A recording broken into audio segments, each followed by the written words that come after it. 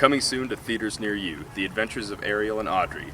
Two girls who entered the world of Civic Mirror are now coming back. Learn all that they discovered about their government, their classmates, their secrets, and themselves. Today they give us a sneak peek of the coming film and share the 3 biggest secrets that they learned from their experience. I think that one of the most important things that I learned from this experience is that you can't really trust anyone around you. When I was in this simulated world, I didn't share my hidden agenda with anyone. This turned out to be a good strategy because I was able to fill my hidden agenda as a capitalist. I was like Hurricane Ariel, whirling through the game, earning money and property. I, on the other hand, was not very secretive about my hidden agenda, and many people knew that I was a liberal. It was much harder for me to gain more status points because there were many people who knew what I was trying to do and were out to get me.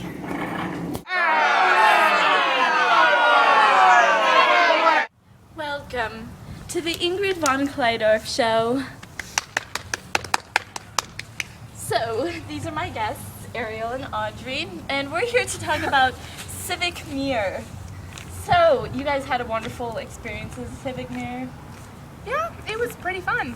Okay, It was so interesting. what was something important that you learned?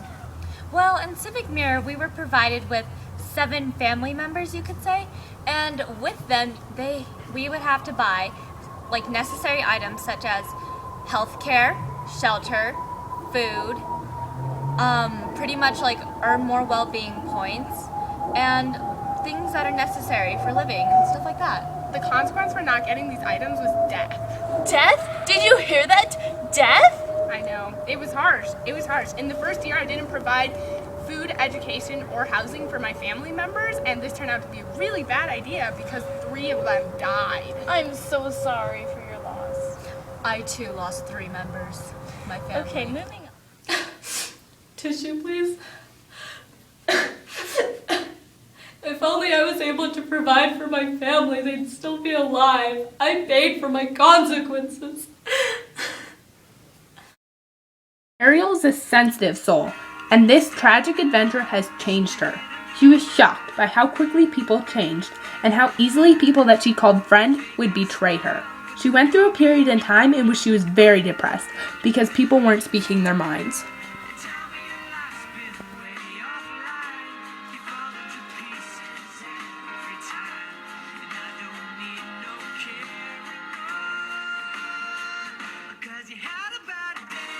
The last and most shocking thing that we learned about Civic Mirror was how similar it was to the real world. We returned from the roller coaster ride of hidden agendas, status points, corruption, betrayal, and death, only to find out that the real world was remarkably similar. Take the court case, for example, Carly versus Sammy. Despite the fact that Sammy clearly robbed the government of the money, she was able to get off the case and only had to return a small portion of the money. At the end of the game, the richest citizen had around $12,000, whereas Sammy had $24,000. Also in Civic Mirror, just like Audrey said, it's like the real world. You can't always get what you want, unfortunately. Like, in the game, my hidden agenda, I was supposed to get lots of property and money. Capitalist. Anyways, but I wasn't always able to fill that because certain things were, like, obstacles in my way. However, soon we figured out the way that things ran in the simulation.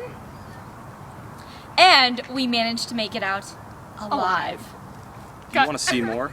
See the fascinating details of exactly how our 2 heroines survived the world of Civic Mirror.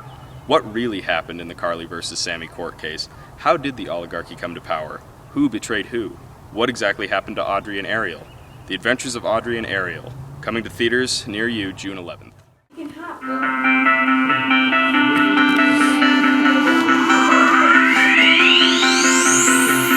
feels like we've been living in fast forward, another moment passing by.